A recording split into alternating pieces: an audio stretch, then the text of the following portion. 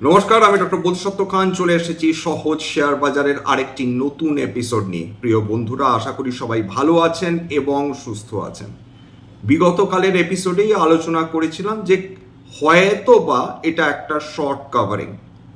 যেভাবে তেলের দাম অগ্নিমূল্য হয়ে উঠেছে এই মুহূর্তে, তাতে বাজার বিগতকালের যে উত্থান সেটাকে ক্যারি ফরওয়ার্ড করতে পারবে কিনা সেটার জন্য আমাদের অপেক্ষা করতে হতো। আজকের মার্কেট জবাব দিয়ে দিয়েছে। মার্কেট বলেছে আমরা মোটেই কনভিন্স নয়। আজকের কেবলমাত্র ক্রুড অয়েলের দাম ৩.৫% উত্থান নিয়ে ট্রেড করছিল শেষ অবধি। ব্রেন্ট ক্রুড $87 ওপর পৌঁছে গেছে প্রতি ব্যারেল। মাত্র মাসখানেকও হয়নি, এর মধ্যে প্রায় $20 প্রতি ব্যারেল, সেটা ক্রুড অয়েলের ক্ষেত্রে বলুন। ক্রুড অয়েল এখন প্রায় $83.85 প্রতি ব্যারেল ট্রেড করছে। ব্রেন্ট ক্রুড প্রায় $87 প্রতি ব্যারেল ট্রেড করছে। আজকে ব্রেন্টে প্রায় 2.৫% ওপর উত্থান। এছাড়া রুপো আজকে সামান্য কিছুটা উত্থান হয়েছে, এবং রুপো এবং সোনা, যেটা সাধারণত প্রত্যাশা করা হয় যে রিস্ক অফের জন্য ইউজুয়ালি সোনা বা রুপোর দাম বৃদ্ধি পায় ইউজুয়ালি যখন যুদ্ধজনিত কোনো কারণে বিশ্ব আতঙ্কে থাকে, তখন সোনা রুপোর দাম বাড়ে। কারণ সেক্ষেত্রে কেন্দ্রীয় ব্যাংক থেকে শুরু করে হাই নেটওয়ার্থ ইন্ডিভিজুয়ালস তারা প্রত্যেকে সোনা কেনে না, এমনকি বিভিন্ন ইনস্টিটিউশনস। কিন্তু এক্ষেত্রে সোনা বা রুপোর দাম সেইভাবেই কেন বৃদ্ধি হচ্ছে না? এখন মানুষ তারা আমেরিকান বন্ডস পারচেস করছেন, অর্থাৎ সোজা কথা বলতে গেলে বিভিন্ন ফরেন ইনস্টিটিউশনাল ইনভেস্টার্স তারা হয় আমেরিকান বন্ড পারচেস করছেন বা কিনছেন। এবং ২ নম্বর, ডলার ইন্ডেক্স বিগত কয়েকদিনে দারুণ শক্তি দেখাচ্ছে। অন্যান্য কারেন্সির তুলনায় ডলার শক্তিশালী হয়ে ওঠা মানেটাই এটা দাঁড়ায় যে বিভিন্ন কমোডিটি মার্কেটসে যে কমোডিটিসগুলো রয়েছে তার উপর চাপ পড়ে, অর্থাৎ সেটা যেভাবে বাড়ার কথা সেইভাবে তা সেটা বাড়তে পারে না। সোনা বলুন, রূপো বলুন, জ্বালানি তেল বলুন, এই প্রত্যেকটাই ডলার ইন্ডেক্সড। ঠিক সেই কারণে ডলার শক্তিশালী হলে সোনা বা রূপো ততটাও বৃদ্ধি পেতে পারে না যতখানি তার এই ধরনের অবস্থায় বৃদ্ধি হওয়ার কথা। কিন্তু প্রশ্নটা হচ্ছে এটা কতদিন চলবে, কতদিন সোনা রূপো এই রেঞ্জে ট্রেড করতে পারবে।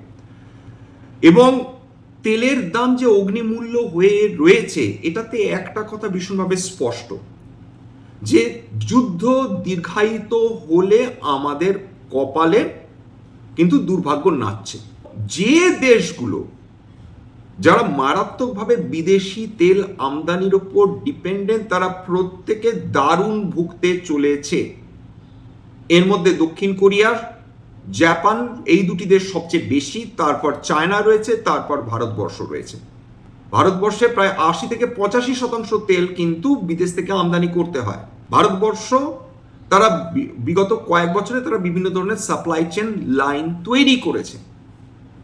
আফ্রিকাতে আঙ্গোলা, নাইজেরিয়ার কথা এর আগে বলেছি। এখন ভেনেজুয়েলা থেকে আমরা তেল কিনতে পারবো, সেটা কিন্তু সেটা খুব একটা উন্নত মানের তেল নয় না, বিভিন্ন ক্যাটেগরি বিভিন্ন গ্রেডেশনের তেল হয়। সুতরাং ভেনেজুয়েলা থেকে তেল নিয়ে এলাম, সঙ্গে সঙ্গে রিফাইন করা শুরু করলাম, এটা হয় না, এটা এত সহজ না, তাতে খুব ডিফিকাল্ট কেমিস্ট্রি ইনভলভ রয়েছে। রাশিয়ার কাছ থেকে তেল কতখানি আমরা কমিয়ে দিয়েছি, রাশিয়ার কাছ থেকে তেল আমরা কিনছি না এটা কিন্তু ভুল কথা। রাশিয়ার কাছ থেকে আমরা ফেব্রুয়ারি মাসেও তেল কিনেছি, বিপুল পরিমাণ তেল কিনেছি। কিন্তু যেটা 2025-এ মোরাললেস এই মে জুন মাস নাগাদ আমরা 2 মিলিয়ন ব্যারেল পার ডে আমরা তেল নিতাম রাশিয়ার কাছ থেকে, প্রায় 33 থেকে 34% আমাদের মোট প্রয়োজনীয় তেলের। সেটা এখন কমে দাঁড়িয়েছে মাত্র 1.1 মিলিয়ন ব্যারেল পার ডে। কিন্তু যেটা মে 2025-এ আমাদের যে পরিমাণ তেল আমরা খরিদারি করতাম, তার প্রায় 50% আমরা তেল কেনা কমিয়ে দিয়েছি। এই যে তেল আমরা রাশিয়ার কাছ থেকে কেনা কমিয়ে দিলাম, এই তেলটা আমরা কোথা থেকে কিনছিলাম? আমরা কিনছিলাম সৌদি আরব থেকে। অর্থাৎ রাশিয়ান তেল কমানো এবং সৌদি আরব থেকে তেল কেনা আমাদের বৃদ্ধি হয়েছিল। কিন্তু স্ট্রেট অফ হরমুজ বন্ধ হয়ে যাওয়াতে সমস্ত দেশগুলো মর্মান্তিক অসুবিধায় পড়ে। মাত্র তেল ঘা খাচ্ছে তা নয়, আমাদের সমস্ত এক্সপোর্ট যেগুলো আমাদের মিডল ইস্টে করা হয় সমস্তগুলো বন্ধ হয়ে রয়েছে বর্তমান অবস্থায়। অ্যালুমিনিয়াম প্রোডাকশনের বিশ্বের মোট অ্যালুমিনিয়াম প্রোডাকশনের 8% আসত মধ্যপ্রাচ্য থেকে, বিশেষ করে কাতারের কাছ থেকে। অ্যালুমিনিয়াম প্রোডাকশন 1 নম্বর এবং এক্সপোর্ট। 2 নম্বর হচ্ছে লিকুইফাইড ন্যাচারাল গ্যাস। এবং যে মুহূর্তে ইরান কাতারকে আক্রমণ করেছে, তারপর বা তাদের এলএনজি যে টার্মিনাল সেটা আঘাতপ্রাপ্ত হয়েছে, তারপর কাতার অ্যালুমিনিয়াম প্রোডাকশন বন্ধ করে দিয়েছে, এলএনজি প্রোডাকশন বন্ধ করে দিয়েছে। সম্প্রতিকালে একটি খবর শোনা গিয়েছে যে ইরান তারা কেবলমাত্র চাইনিজ জাহাজগুলোকে তেল আনতে দেবে। দয়া করে খবরের সততা যাচাই করে নেবেন। এখন আরেকটা খবর এসছে যে ইরান নাকি কেবলমাত্র এশীয় দেশগুলোকে তেল আমদানি করতে দেবে, ওয়েস্টার্ন কোনো দেশকে তেল আমদানি করতে দেবে না, অর্থাৎ স্ট্রেট অফ হরমুজে। এটারও সত্যতা আমি কিন্তু যাচাই করিনি। আজকের খুব একটা গুরুত্বপূর্ণ খবর এসেছিল, যার ফলে বাজারে একটা পজিটিভ মোমেন্টাম আমরা দেখতে পেতাম, কিন্তু সেটা বাস্তবে আসেনি। কি সেই খবর? আমেরিকা তারা, বিশেষ করে স্কট বেসেন্ট, তিনি বলেছেন যে ভারতবর্ষ ইচ্ছে করলে তারা রাশিয়ান তেল 30 দিনের জন্য তারা আমদানি করতে পারবে, তারা রাশিয়ান তেল তারা কিনে মজুত করতে পারে। এবং তার ফলে আজকে ওএনজিসি, অয়েল ইন্ডিয়া এবং বিশেষ করে রিলায়েন্স ইন্ডাস্ট্রিজ তারা তাদের শেয়ার প্রায় 1% উপর উত্থান দেখেছে।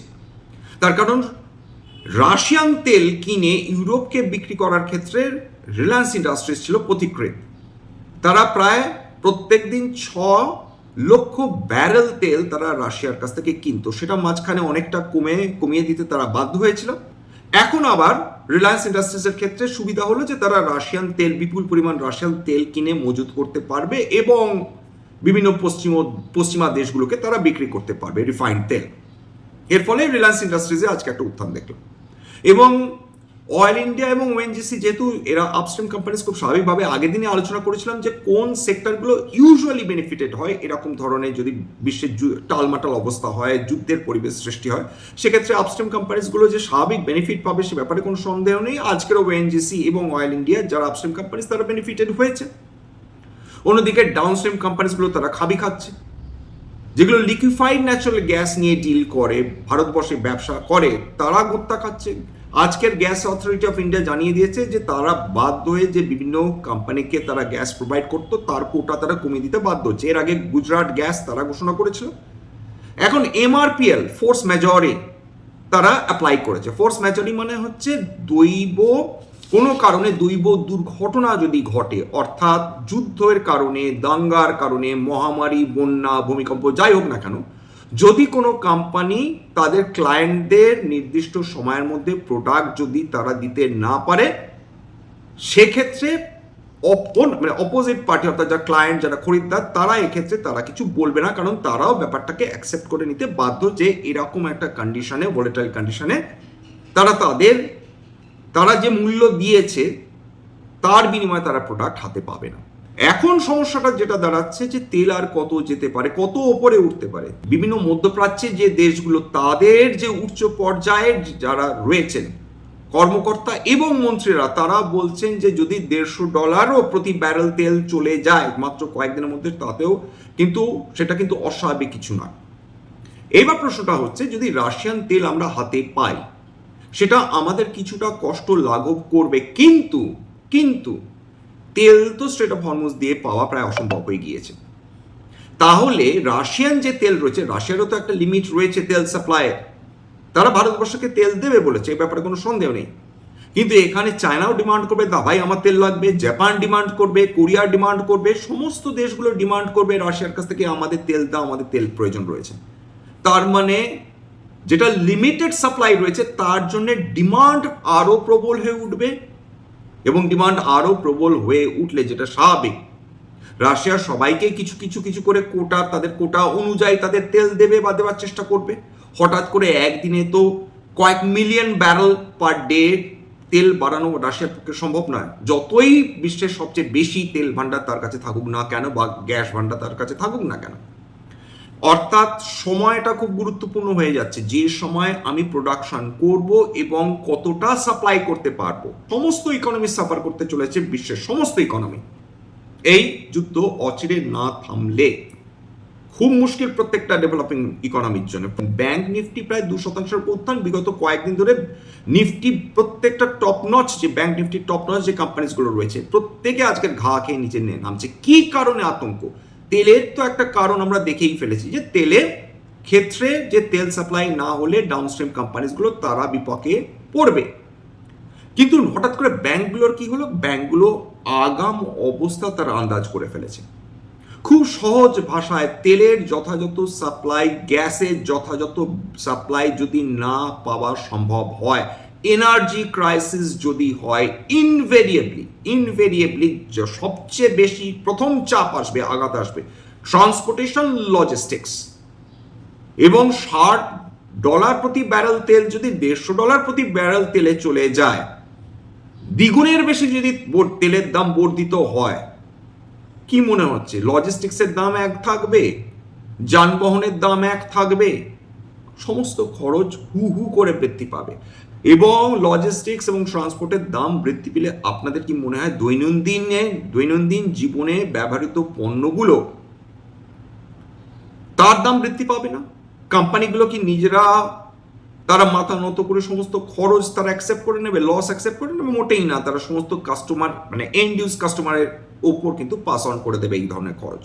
যদি এনার্জি ক্রাইসিস হয়, ইনফ্লেশন মাথার উপর চড়ে নাচবে এক কথা। এবং ইনফ্লেশন কন্ট্রোল না করতে পারলে মানে রিজার্ভ ব্যাংক অফ ইন্ডিয়া সরাসরি তারা যেটা করবে, যে টাকার ফ্লো কন্টেইন করবে, টাকার ফ্লো কন্ট্রোল করবে, অর্থাৎ ভারতের অর্থনীতিতে।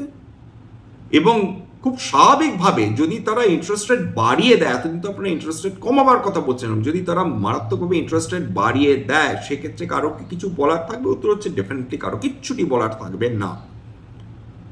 তখন মানুষ অতিরিক্ত টাকা দিয়ে কি তারা লোন নিতে যাবেন? পার্সোনাল লোন বলুন, অটো লোন বলুন, কার লোন বলুন বা হোম লোন বলুন, কেউ কিছু করতে যাবেন না, কারণ তখন তারা চুপ করে যাবেন, তারা লোন নেওয়ার থেকে পিছিয়ে আসবেন। এবং ধাক্কা কি খাবে? Real estate. স্বাভাবিকভাবে মানুষ তো ঋণ নিয়েই তারা গৃহ নির্মাণ করেন বা গৃহ ক্রয় করেন। গাড়ির 4 চাকা, 2 চাকা, 3 চাকা যাই বলুন না কেন, সেটার জন্য মানুষ লোন নেন। এই ভয়টা ব্যাংকগুলোকে কুড়ে কুড়ে খাচ্ছে। ইনফ্লেশন হিট করলে রিয়েল এস্টেট ধাক্কা খাবে, অটো ইন্ডাস্ট্রি ধাক্কা খাবে। এমনিতেই ধাক্কা খাচ্ছে, অটো ইন্ডাস্ট্রি প্রথমেই ধাক্কা খায়, কারণ তারা সরাসরি তেলের উপর ডিপেন্ডেন্ট। রিয়েল এস্টেট ধাক্কা খাবে কারণ তারা ব্যাংকের উপর নির্ভরশীল, কারণ ব্যাংক থেকে লোন নিয়েই তো মানুষ রিয়েল এস্টেট ক্রয় করেন। অর্থাৎ রিয়েল এস্টেট, অটো, যে কোনো রেট সেন্সিটিভ সেক্টর ইনফ্লেশনের কারণে ঘা খায়। এবং তার রিফ্লেকশন আমরা আজকে ব্যাংক নিফটিতে দেখতে পেয়েছি, বিগত কয়েকদিন ধরে দেখছি। তাহলে সোজা হয়ে কে দাঁড়িয়ে আছে? আগের দিন আলোচনা করেছি, ডিফেন্স সেক্টর এই অবস্থায় দারুণ একটা পজিটিভ মোমেন্টাম ইউজুয়ালি পেয়ে থাকে। ডিফেন্স সেক্টর মানুষের পছন্দ হয়ে ওঠে। আজকে ডিফেন্স সেক্টর 2.77% উত্থান। আজকের আপস্ট্রিম কোম্পানিজগুলো সেইগুলো আজকে পজিটিভ মোমেন্টাম। ফার্মা ভীষণ হালকা নেগেটিভে বন্ধ হয়েছে, কিন্তু মোরলেস একটা ব্যালেন্স দেখিয়েছে। যেভাবে নিফটি হুড়মুড়িয়ে ভেঙে পড়েছে আজকে, বিভিন্ন যদি সেক্টরগুলোকে দেখেন, নিফটি 50 প্রায় 1.27% পতন, অর্থাৎ 24,400 মানে 500 নিচে বন্ধ, 450-এর কাছাকাছি। সেন্সেক্স সেটা 89,000-এর নিচে বন্ধ হয়েছে, 1.37% পতন। নিফটি আইটি আজকে সামান্য, অতি সামান্য পজিটিভ। আইটি ইউজুয়ালি এর আগের দিন আলোচনা করেছিলাম যে খুব বেশি অ্যাফেক্টেড হয় না এই ধরনের যুদ্ধ বিগ্রহের ফলে। এছাড়া নিফটি অটো 1% পতন। এখন আরেকটা জিনিসের উপর লক্ষ্য রাখতে হবে, $1 ইন্ডেক্সে মানে আমাদের যদি বুঝতে হয় যে বাজার এর মুড কিরকম, তাহলে কয়েকটা জিনিস আমাদের লক্ষ্য রাখতে হবে। একটা হচ্ছে ডলার ইন্ডেক্স কিরকম পারফর্ম করছে। ডলার ইন্ডেক্স শক্তিশালী হওয়া এই মুহূর্তে আমাদের জন্য খুব একটা ভালো নয়, 1। 2 নম্বর, টাকা ডলারের তুলনায় দুর্বলতা দেখাচ্ছে কিনা। যদি টাকা ডলারের তুলনায় দুর্বলতা দেখায়, সেটা আমাদের বাজারের জন্য খুব খারাপ। 3 নম্বর, এশীয় মার্কেটসগুলো কিরকম ভাবে রিয়াক্ট করছে। এশীয় মার্কেটসগুলো আজকে মিক্স ছিল, কয়েকটা পজিটিভে ছিল, কয়েকটা নেগেটিভে ছিল। ইউরোপীয় মার্কেটসগুলো আজকে মিক্সড ছিল।